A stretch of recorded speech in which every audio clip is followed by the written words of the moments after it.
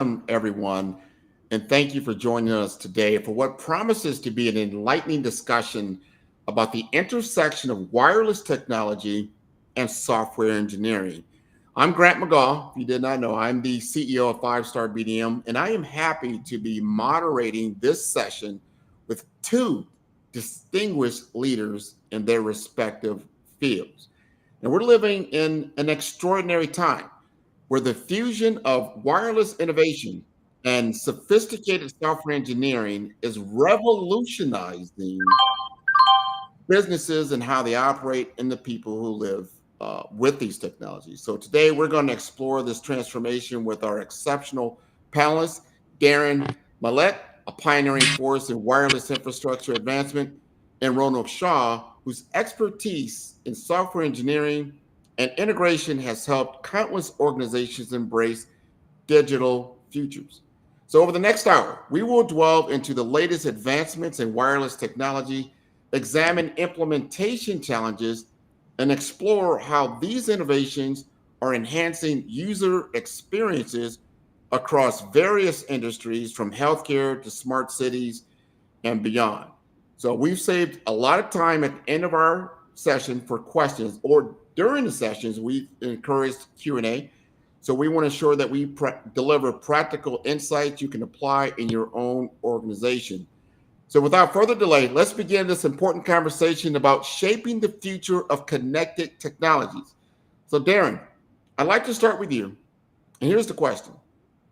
What are the most exciting advancements in wireless infrastructure today, and how will they redefine industries like healthcare, smart cities, and mobile communications?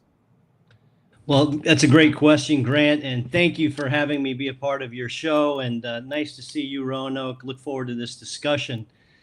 Well, when you look at wireless technology, right, you have to really peel it back. A lot of people think wireless; they think 4G or 5G telephone.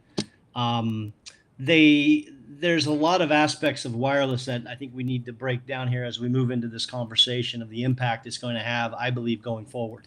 So wireless connectivity, as we all know, when we walk into a building, when we walk into a home, we're very quick looking for Wi-Fi, right? So being able to connect to a network is very important just for personal use, right? So I can get on my email and my phone.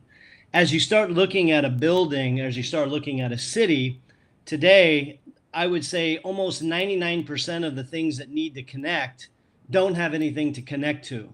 So when you look at a hyper local area, what we're going to need is wireless technology that allows us to connect cameras that can do 4K and 8K type of streaming. We're going to need connectivity that can actually come to actually buildings or city locations to be able to bring the data from where it's being collected back to a central point, or a brain. We would call that AI, cloud computing, edge computing. So looking at wireless connectivity, we have to look at it above and beyond just your cell phone, or above and beyond 3G and 4G technologies that we can connect to.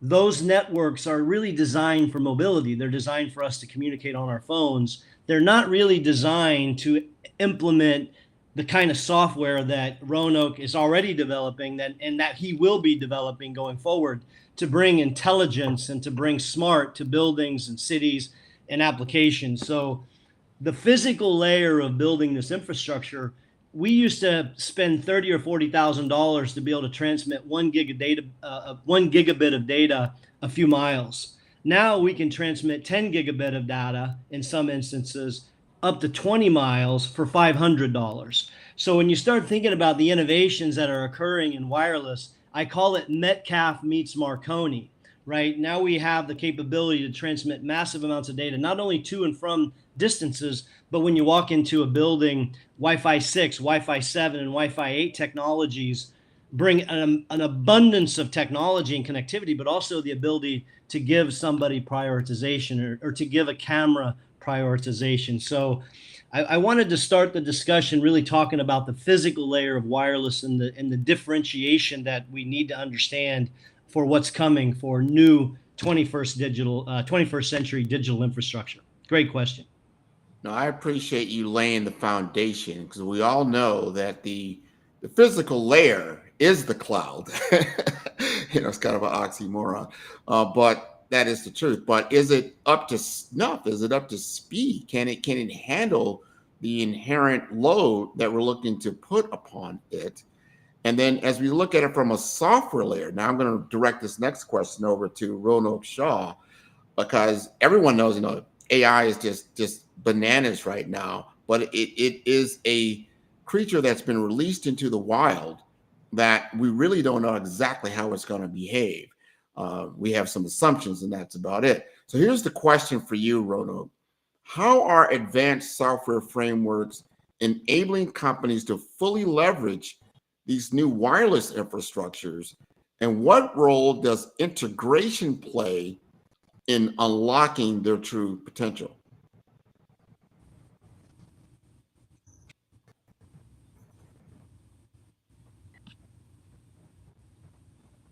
I think Roanoke, maybe Did he Roanoke froze. freeze on us? Yeah, it looked like he froze for a minute. Well, Unfortunately, while he comes back, Grant, what I will say about yeah. wireless is, it's actually faster than fiber.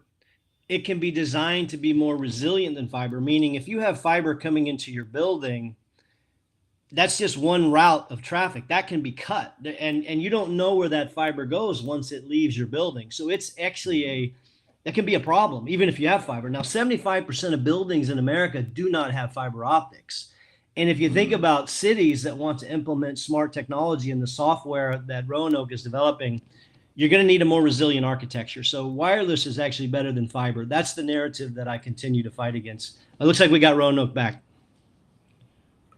Yeah, I'm sorry. I had to switch the network because of the connection issues. I think I was able to get your question, Grant, about the advancement in the software frameworks that reshaping the wireless world. So definitely, let me just highlight some of the key parameters. How advanced some software frameworks are very, very essential. Especially into the it really helps more on the seamless integration side or optimization or the scalability of the application. So if we really look at the okay, are you guys still, or am losing it? No, you're fine now. Yeah, you're good. Yeah, so first very important part is the enhanced connectivity, which I'm already facing a problem right now. The enhanced connectivity and the performance, so the frameworks that really the next generation wireless technologies like 5G. You're able to capitalize very ultra low latency or high bandwidth for faster connection speeds. So that's very, very important on the software advanced framework, and especially in the seamless handoff between the networks are very, very important. So because of the advanced software frameworks that allows devices to move between different types of wireless networks very easily, between 5G or Wi-Fi 6 or Wi-Fi 7. Think of you're in a big resort. When you go to the big resort, when you go from one point to another point, you don't have to switch the networks. This is the seamless integration or seamless handoff is very, very important, and that's where the software view to help that out. Now, in terms of the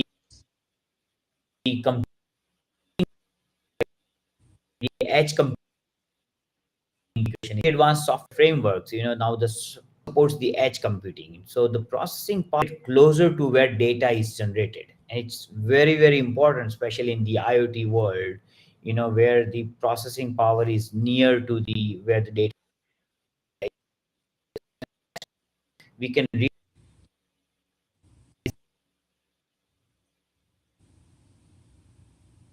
Oh, I think we lost him.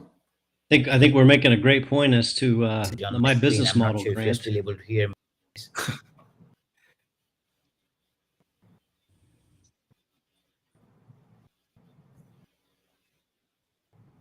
Grant? Now we see it. We see it. Yeah, There? you've got some connectivity. I know you're in India right now, and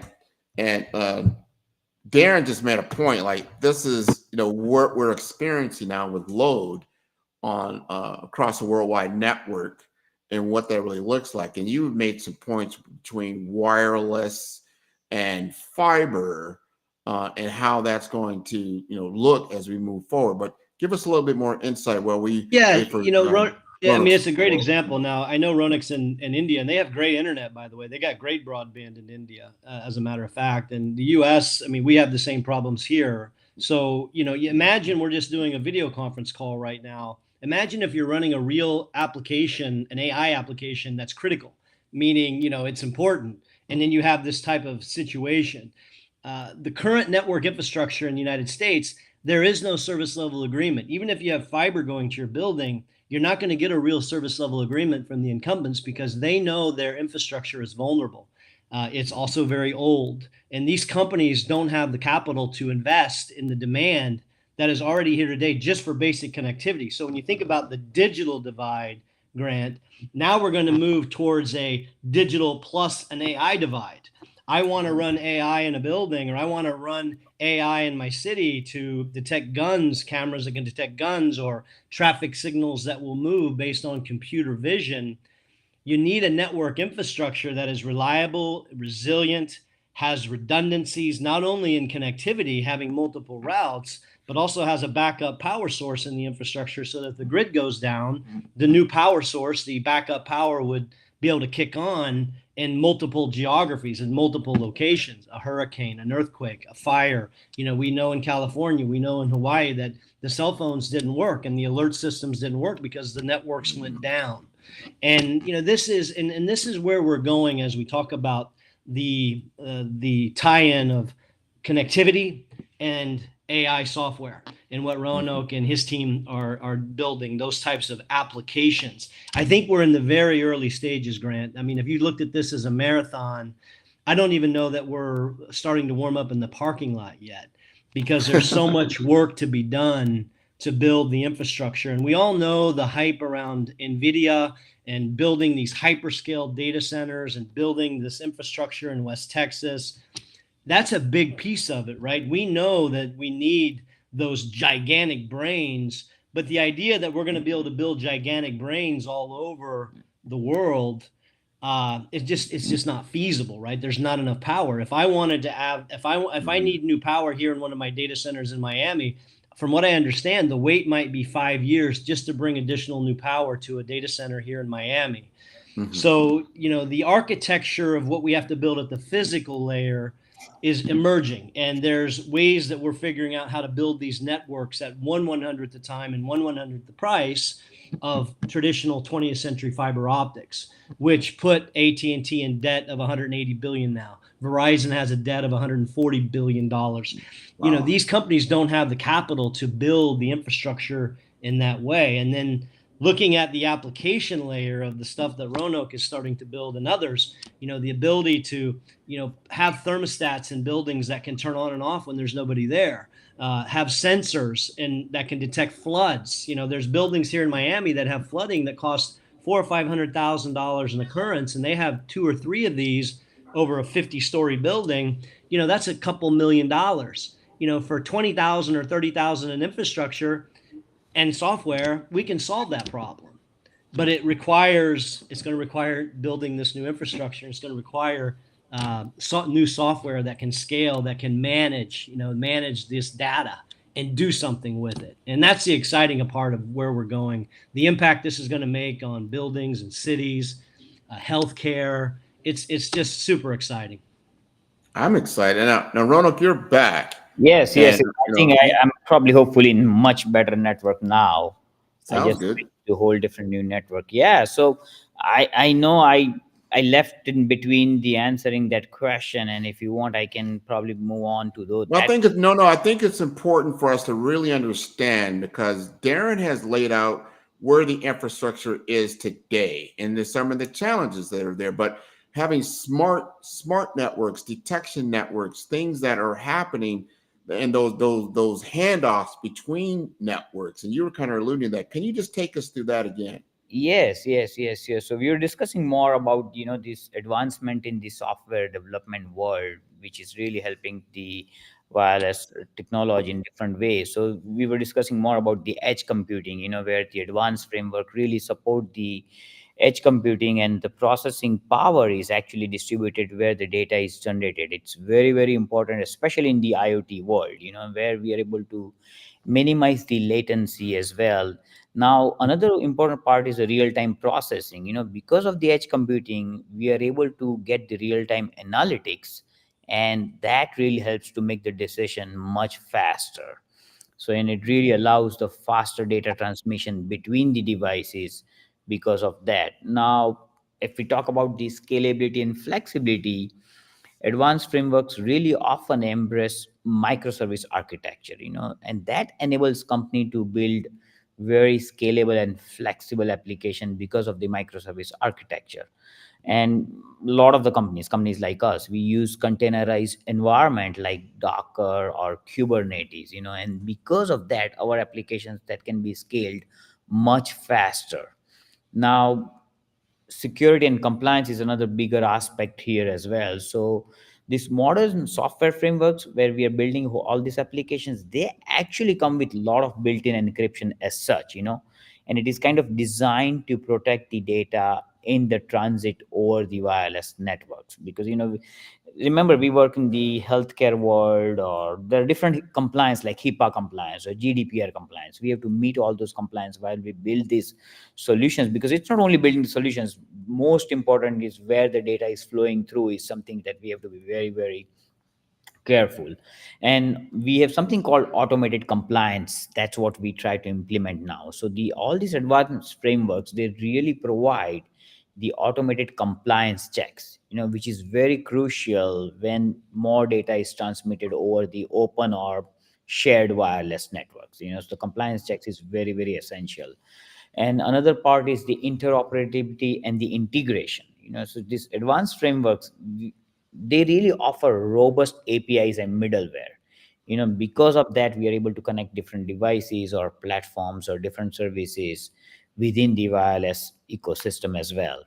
Now, as Darren mentioned, a lot of the companies are struggling because of their legacy systems. They do not have even enough budget to even to upgrade that to the latest technology and trends that are happening. So now you still have to comply your interoperability between the wireless network and the legacy system, which is a very, very big challenge right now. And that's where these advanced software frameworks are really able to help. It really, they try to match the communication standards. Multiple protocols are being used, and we know that, we use MQTT or COAP for IoT or REST APIs for web services. So we use all these different protocols, and that's where we are able to manage that because of the frameworks that we are using. And the most essential and important part I would like to highlight is the AI and machine learning capabilities. So integrating the AI and machine learning algorithms, that's where we are able to analyze the network performance in the real time, and we are able to adjust the connectivity and the bandwidth allocation as well. And that's where the AI and ML has helped a lot. And also AI powered analytics tools. We are able to gain the actionable insights because of using the real AI powered tools, and it has helped the decision making much, much, much better. It makes a lot of improvement as well. And IoT is the world where we use heavily on the wireless networks. So now we have 5G powered factories floors, and we are connecting hundreds and thousands of sensors, and that's where the bigger challenge is, where we see. So and wireless infrastructure, if we really look at this wireless, if you look the telemedicine world or the other worlds, like telemedicine, it really requires very high bandwidth, because in the time of COVID, we had a lot of video calls, and all are being used on wireless network. And now also at the same time, we are designing a lot of solutions for remote patient monitoring, like elderly homes. Now some of those are in such an area where the connectivity is a bigger issue, and we still have to work on low latency for real time patient monitoring. So there are so many challenges we see, and because of the advanced software frameworks, we are able to overcome that in much better way. So these are the different ways where advanced software framework can really be essential for optimized wireless infrastructure. Before I switch over to Darren, I got to ask you this, Rono, because this is brand new news that just came out or broke news here in January 2025 on the DeepSeek. DeepSeek is out of China, but it's a software integration that is making compute faster, better, more efficient. I don't know. Can you just give us some words? What do you think about that? Yeah, so this is a buzzword for last 1 week, in reality. And if I'm pretty sure everybody is following the stock market, and we had a great dip in the stock market yesterday. It's only because of one company, DeepSeek. Right now DeepSeek, they came out. I tried the model yesterday as well, and I asked a number of different questions to see how well it really resonates with the ChatGPT or Google Gemini answers, and it really produces a similar way. Now, if you remember, several months back, US has banned Nvidia to send some of the high-end GPUs to Chinese companies. So China even still developed this open open chat kind of things, like similar to chat gpt, and they built it under $6 million, which is absolutely. And they didn't even use those high-end processors of Nvidia. They used the low end stuff, and they built it below $6 million. And that's where people think that, oh, really, we don't need Nvidia anymore? Or how come other companies spend open AI, or whoever spent like billions and millions to build this, and that's where we all see this, that there are possibilities of using. Now, okay, so DeepSeek do not answer number of things. If you ask them who is Chinese president, or you ask anything which is related to China, it would not answer those questions. There are some restrictions that we see, but apart from that, we see a lot of revolution that it's going to bring. We'll see how it. First thing is, everybody's trying to figure out how did that happen. Like within 6 million's budget range, how did that happen? So we'll see. Yeah, I got a couple quick comments to make on that. I think what we're hearing though now more recently today or yesterday is that maybe they do have a tremendous amount of GPU that they bought illegally or under the radar. So there's a higher investment really than what is disclosed, because they're trying to, who knows, make some noise.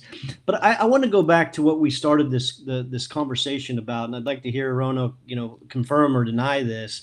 That's a centralized software platform, really. Like it's LLM, and Grant, you as well. I'd love to hear your comments as well. There's applications for that, right? I mean, I use ChatGPT, I use Grok. I play around with these, and other people are doing things as well with chatbots and so on. And that's one form of large language. And from what I understand, it's used all the data that's out there already in the world. Like all the data that's ever been produced and put on the internet, it's taken it and played with it. We're talking about an entirely different ecosystem that I think is what I consider to be monthly recurring revenue, meaning we're going to put cameras and sensors in buildings that collect data that tell somebody that cars are being stolen in the parking lot. 80% of shootings start in in parking lots of all shootings. So why not have cameras that can collect data and get it to the brain? And it doesn't have to go to the centralized architecture. And to your point about security is, we can design these new wireless networks that actually do not touch the internet. So the data is completely sovereign to the owner of the network or the city or the building owner. So that data is sovereign, and it can be routed back and forth between collection point, edge brain, and then actionable, outcome. And that's a whole different ecosystem that we are well in the early stages. And from what I hear, and I've asked a lot of experts this, that's inference, right? So there's LLM, and then there's inference. Inference is really, I think, where the money's going to be at. Inference is going to be where we're going to get tremendous outcomes, but we're going to have to build the new physical layer, and companies like yours, Roanoke, will have to work building this software and making it secure and making it actionable. And I think that's the 21st century. And very true, very true, Darren. I definitely agree on that. It's very much important that your data can be protected if you do all the processing through edge, and you don't have to send it to the cloud, because you're not really processing anything outside of your premises or your city premises or whatever defined areas are. So you can do all edge computing, and all the decisions making can be done right there within the vicinity of defined area. Very, very important. This discussion is where we're headed. We've got some questions in the chat talking about the legacy infrastructure, how we've got to move the needle forward. How do we implement these new technologies? And this comes to the next question for Darren. And what we really want to get is to the essence of is the biggest challenge in implementing next gen wireless technology, especially when it comes to scalability and AI integration. Can you weigh in on that Yeah, question? and to our previous point, latency is a big deal when it comes to real actionable AI. If you don't need the data quick, you can send gigabits and terabytes of data to the cloud, to the hyperscale cloud, and let it crunch and come back. But real data is going to be really important, right? The ability to a leak is occurring, and we need to notify the building manager that there's a leak so that they can go turn off whatever may be leaking. That's real time. Or someone's pulling a gun in a parking lot, or someone's stealing a Rolls Royce in my parking garage. These are real, actual that require latency. The idea that we're going to have 150 cameras in a building. We're going to build this. We're going to put cameras. We're going to have 1080 or 4K or 8K data. You start doing the math on the amount of data that these cameras are collecting and these sensors are collecting, and you think that you're going to send 3 gigabits or 5 gigabits or 10 gigabits from Miami to West Texas, where the power is cheap, and back, the transport costs will kill the model. The infrastructure, I don't believe, even exists in the last mile of American infrastructure, that you'll have multi-gigabit connectivity at the Fontainebleau Hotel, the Ritz-Carlton, the Bentley condominium. The infrastructure just doesn't exist. So building this new infrastructure requires an entirely different type of thinking. And with regards to the technology, I think most buildings and most people, even Ronak can do it now. He can do a trace route. Grant, you can do a trace route and see where your internet goes from A to Z. Where does it actually ping through? What routers? And you'll find that it bounces around. It goes all kinds of different places. And each one of those represent a vulnerability in the 20th century. So building this new infrastructure, every city in America at least has fiber that runs around the city. Many of them have extending hyperscale data centers. So building new infrastructure, the way I see it, it can only be done is it has to be done in a wireless fiber way. We don't have the money, the time, the capital to dig up every street and connect every building. That's been tried. It doesn't work. It will never work.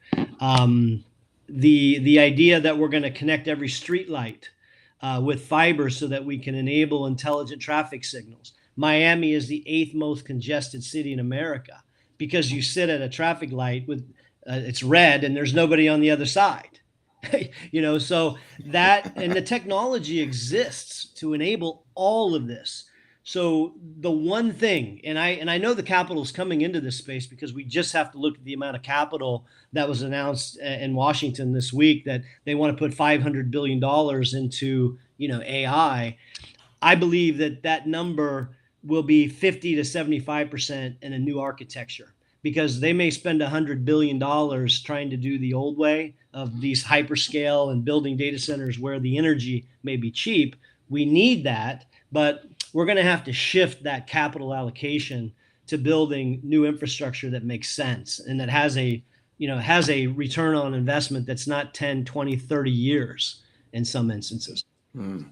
Building new power, even in Miami or Austin, building new power is more expensive than building fiber, and building fiber didn't scale. So, trying to upgrade all the power lines going to every building in every street, it's just not technically and financially feasible. So we need new models for sure. Understood. And we're getting some questions then from the audience in that same area. How we're going to go forward. depending on where we're at, because we have really an explosion in software development. So this question is for Rona. And from your experience, what are the key software engineering principles that we can utilize to overcome some of these hurdles that Darren just talked about, integrating complex wireless systems, AI, IoT, or even mobile applications as we go forward? What can be done at the software level? Yeah, so this is very important when it comes to the key software engineering, because the software engineering principles are very, very critical to support all these problems in the world. And most important, when we build this kind of solutions, we always go for something called modular architecture, or we use microservices. So when we use this modular architecture, or particularly microservices, we try to break down these components into the independent and reusable modules.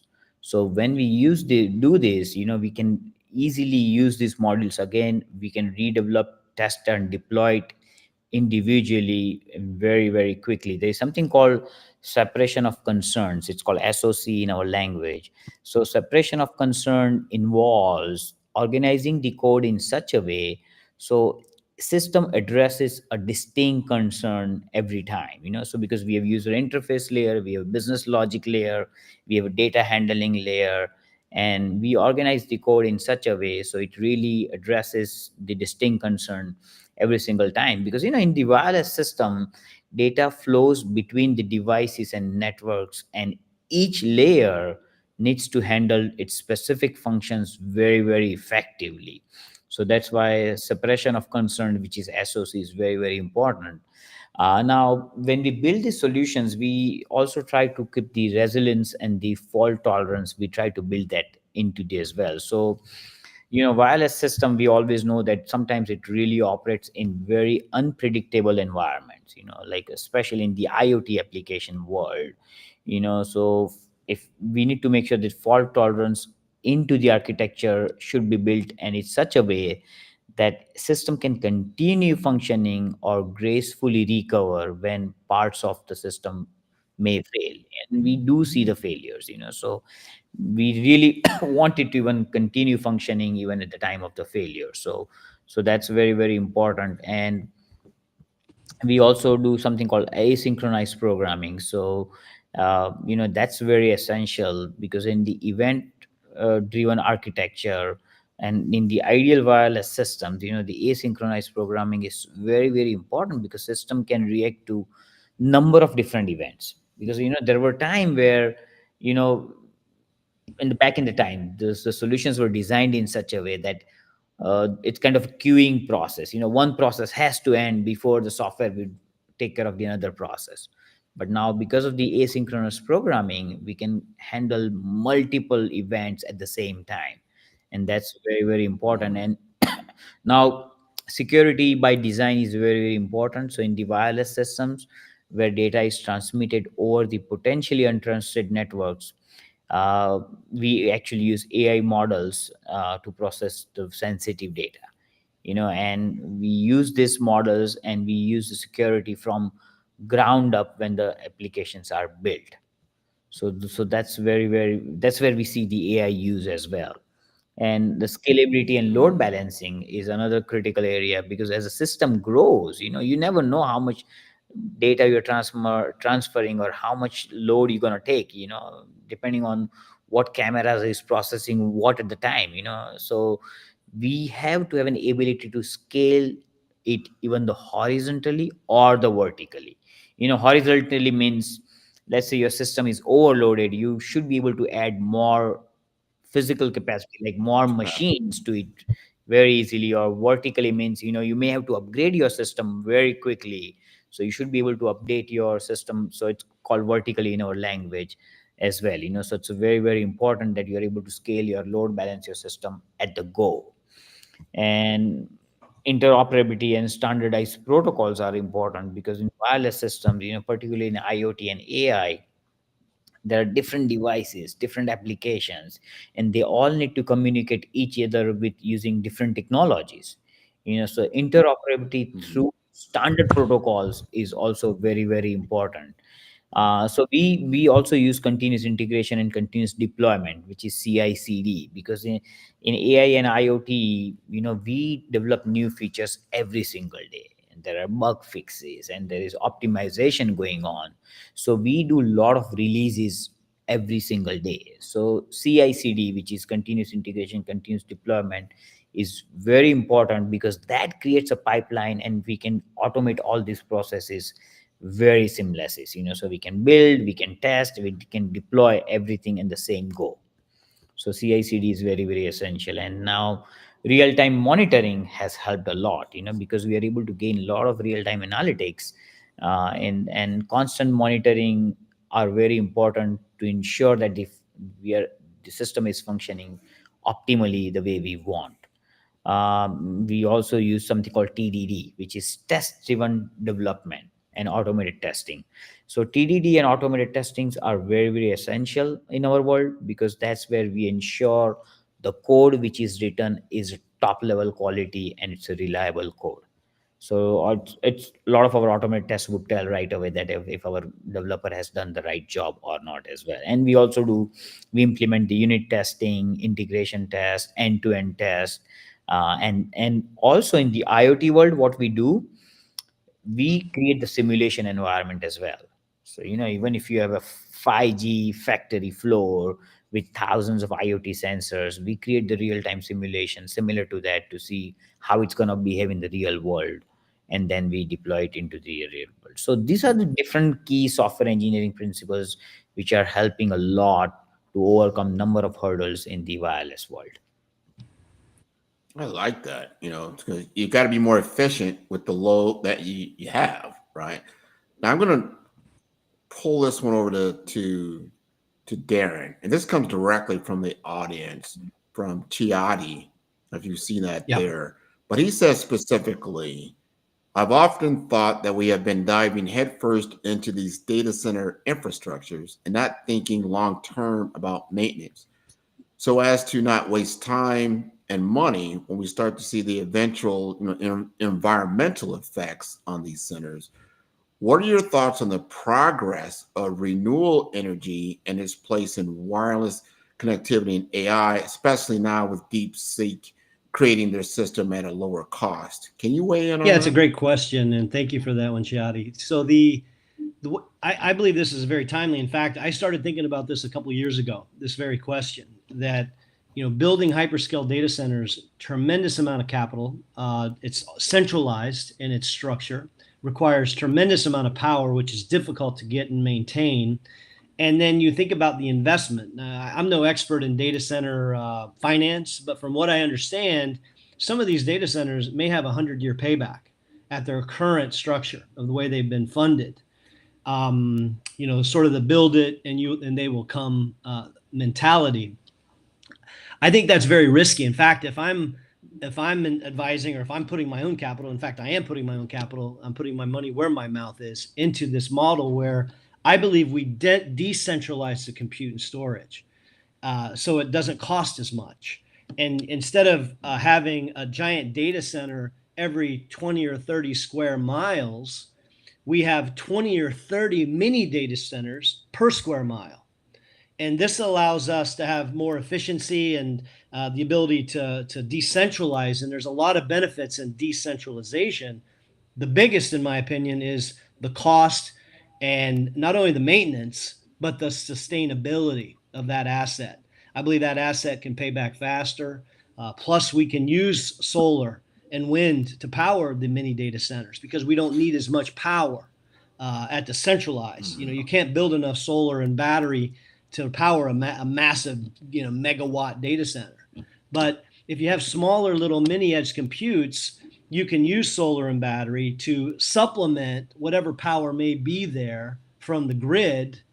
And now you start having a model that I think is more sustainable, more resilient, more reliable. So that's a great question. And I, like I said, if I had all the money in the world, like evidently these guys do with Trump earlier last week, instead of putting $500 billion into all centralized, I'd be placing my chips a little bit more in different ideas. And hopefully, hopefully that will happen. I do believe it. It isn't hope. It has to happen. I don't think we can do this in a decentralized approach. And to Roanoke's point about medicine as an example, you think about a medical office where you come in, you have an X-ray or you get an MRI. That data ought to be immediately transmitted into a private cloud that the patient and the doctor and the health group know is secure and reliable and immediately actionable based on what medicines I'm taking, based on my history of my health. Doctors have to do this today almost manually, right? We come into a doctor's office, we fill out the forms. I mean, we have a long way to go, and it is software, right? I mean, we got to build the software that can collect this data and keep it secure and be able to make it actionable based on whatever drug I'm taking. All of a sudden, I've got a lump in my throat. AI can really help the doctor and the patient, and I think that's a lot of people are scared about AI as an application in medicine, as an example.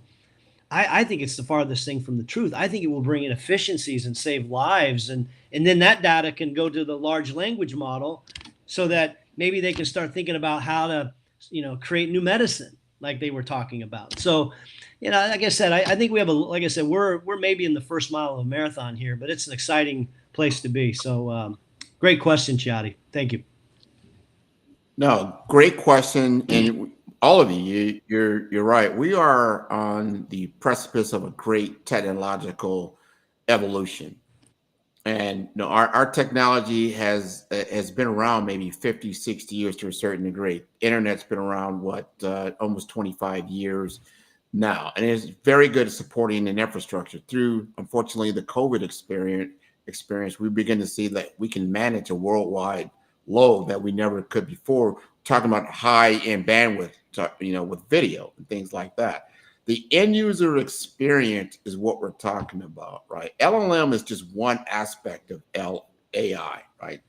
We get into automation, get into computer vision, things that Roanoke is kind of alluding to. These are important things when it comes to the end user experience. So my question to Roanoke is about, how do you ensure that advanced software platforms will seamlessly integrate with new wireless technology to offer the best possible user experience across all these different verticals? Yeah, so that's a good question, Grant. And to deliver the best possible user experience across different verticals, the several strategies are actually required. So first of all, when we build any kind of software, user experience is very, very big thing that we do a lot of research in such. So there are different aspects. So let's say first is cross platform compatibility. So platform that we are designing that might need to interact with different operating systems, different devices.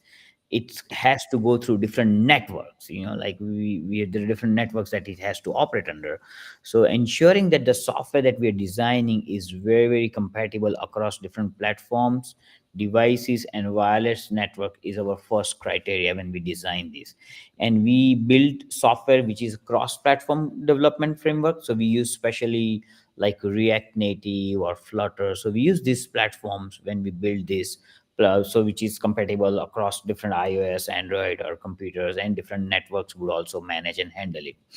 Now, another part is user-centered design and user experience research. It's called UCD and UX research. So we do a lot of research when we design this solution. So a very deep understanding of the target user is very much required, because we work with healthcare industry, we work with automotive or retail. Like healthcare, when we are dealing with healthcare industry, the patients, majority of the time we see a lot of elderly patients using the devices. So we have to make sure then we are designing a solution which is very much compatible with that age criteria. And like in the automotive or retail world, it's kind of different level of users are using the e-commerce platform. So we have to design the software where the user experience really aligns with the end user's expectation. And we also have to make sure the wireless connectivity which really improves the experience rather than complicates it. So we have to build a software which really complies with the wireless connectivity as well. So we have a special UX research team in each vertical who try to understand the pain points and of the end users, and then they also work on the desired outcome, and then they design the whole solution. Now, when we are designing the solution, we always consider the edge computing parameter for real-time processing, so especially in the IoT or healthcare world, real-time data processing is often needed, because wireless technology sometimes may introduce latency issues, so we have to be very careful using that along with the edge computing, because edge computing really allows processing data closer to device. It reduces the latency, and eventually we are able to improve the responsiveness. That's the end goal here. And network optimization and load balancing is very crucial. So optimizing the network usage, balancing the load effectively is very, very important. So we have to make sure that we built in our solution so users have a very smooth lag free experience during the peak usage time, because there are times where the load is so high, and that's where your system really need to manage and give the responsive response in time to the patients or whatever you are treating. And we use heavily AI right now, so we are trying to do the AI driven personalization. So AI can really adapt the user experience based on the individual users preferences. So AI models are learning every user that is coming into the system, and they're trying to understand their preferences, their behaviors. AI also is trying to understand their network conditions, like what network they're operating on. And based on that, AI actually performs and fixes and optimizes the solution right on the go, and gives a much better experience to the end users, especially if you look at the entertainment world. The models understand that now you're trying to use a heavy video or Netflix or something, and it has to give you that level of experience. So that's where the AI driven personalizations are going on in every software that we are building right now. And especially security and privacy standards are very, very important, because when we are using this wireless technology, there could be a lot of vulnerabilities that can happen over the wireless network. So when we are building this software, especially, every day on the phone we are using our bank applications, we are doing financial transactions, transferring money or sending someone payment through Zelle, or you're even accessing your healthcare records on your phone. So we have to do a lot of strong security measures by end-to-end encryption, secure authentications, two-factor authentications, data privacy protocols has to be used as per the guidelines of HIPAA or GDPR. So there are so many security and privacy standards that we have to follow, and we also adopt a zero trust security models, which is very much implemented now into number of softwares that we're designing. So that's very important. And now the real time monitoring is also helping us a lot. Because of that, when we do real time monitoring of the software performance, we are able to gather the insights of how the software or the wireless technologies are performing, and we are able to identify the bottlenecks and improve the user experience right on the go. So these are the different ways where we are trying to give the best experience to the users in terms of the user experience, user research, and the overall optimizing the networks. I got to get Darren's input on that because the ultimately the end user experience is the goal. The improvement of the delivery of excellence. To Ronok's point, we're so used to having a video first experience, which is is a heavy load, on the bandwidth, and then when you put on top of that another intelligence like AI on top of that, it just doubled down, on all the things that we need to be doing. So that is the question for you. I mean, do you see, with these private 5G networks, these enterprise settings, how is this going to tax an IT department? And how are you and what you're doing at your company going to help with these new integration Yeah, challenge? unfortunately, just like during this call and many calls that we've all had in the past, you see people experience a network outage or something happens, right? This is commonplace, and and we're talking about a pretty low latency and low bandwidth application, on these video calls, maybe 4 megabits, something along those lines.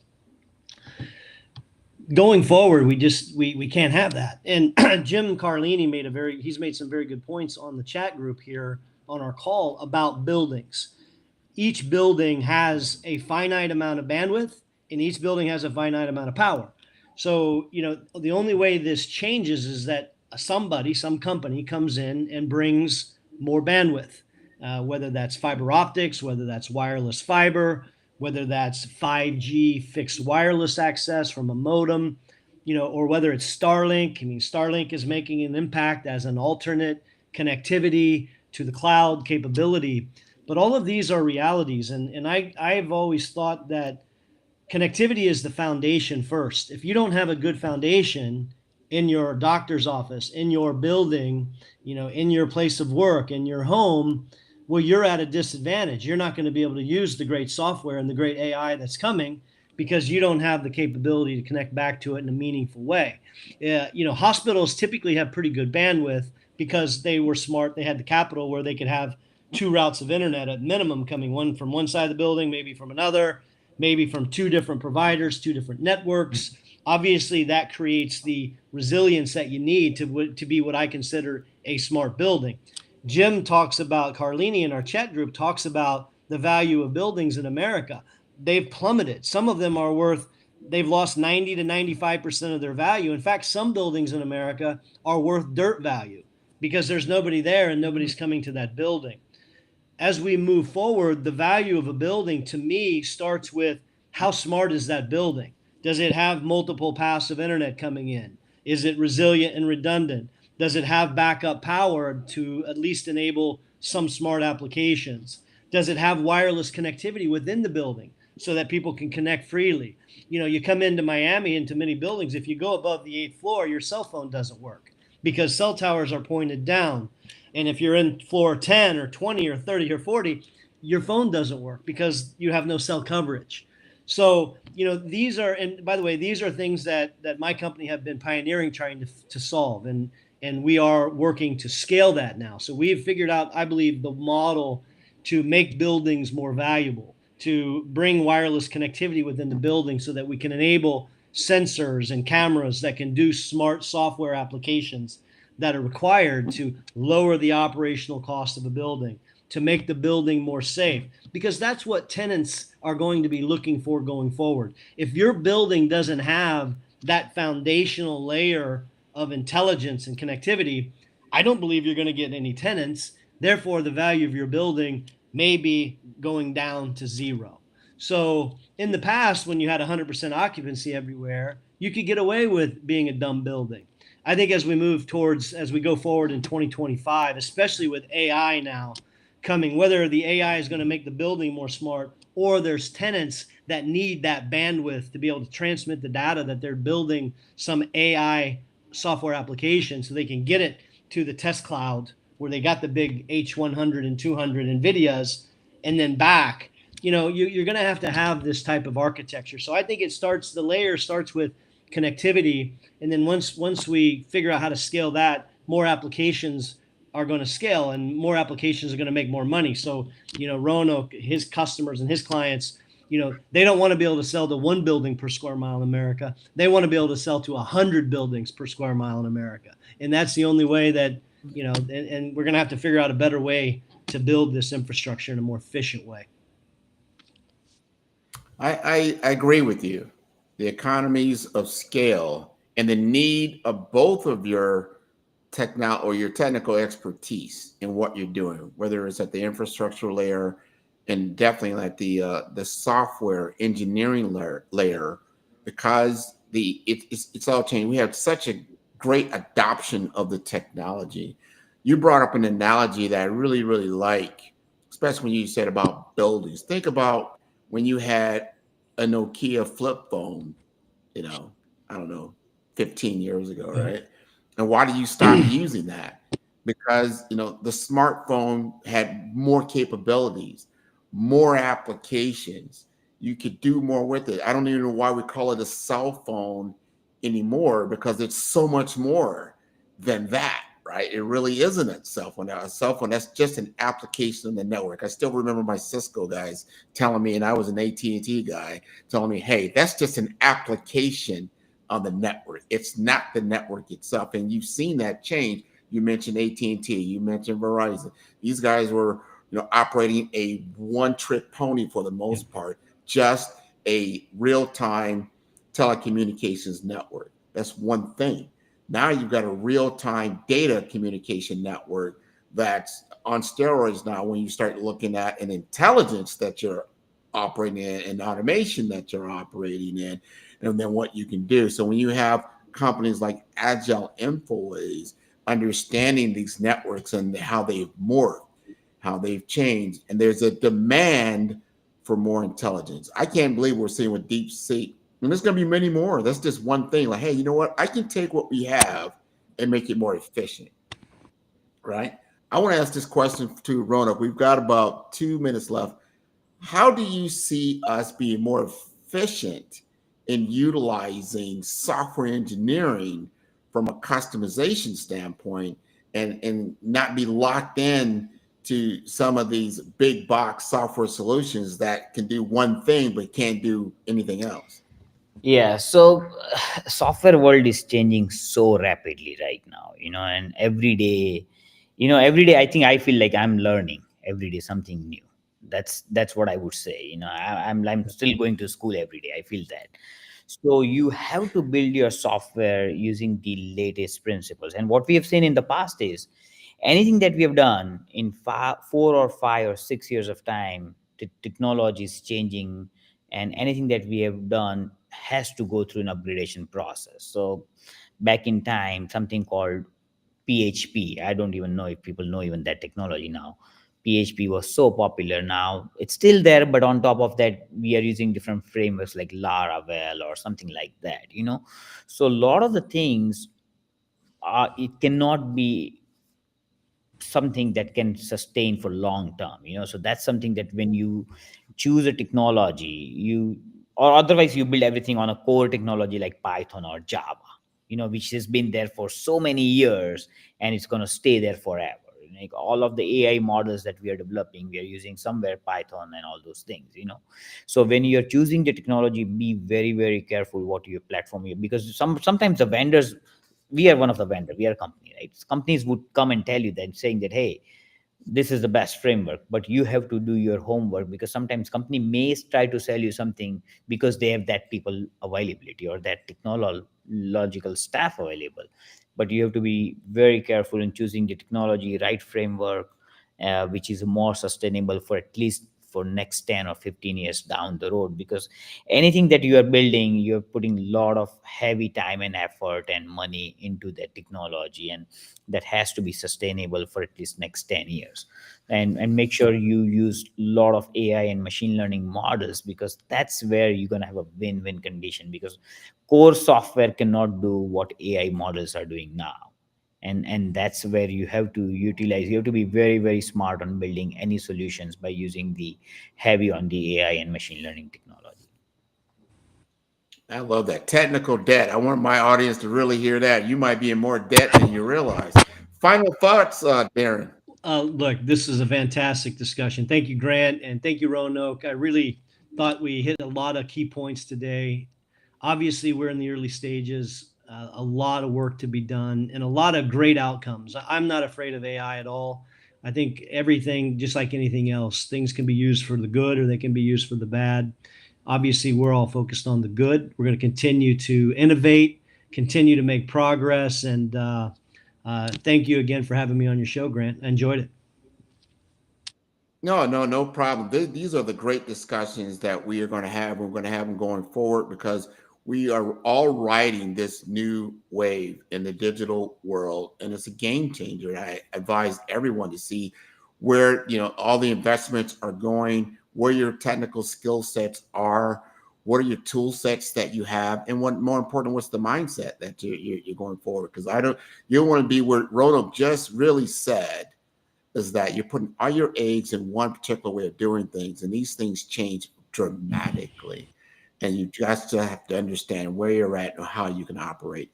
So thank you again. If people want to get in touch with you, Darren, we got 10 seconds. How do I get in touch with you? Yeah, just through LinkedIn, Darren Milet. You can find me on there, and we can connect and keep going forward. And look forward to spending more time with you two both. Safe travels back to the U.S. next week, Roanoke. Thank you. See you soon, Grant. No problem. Thank you very much. See you later. See you soon, Bye-bye. Roanoke.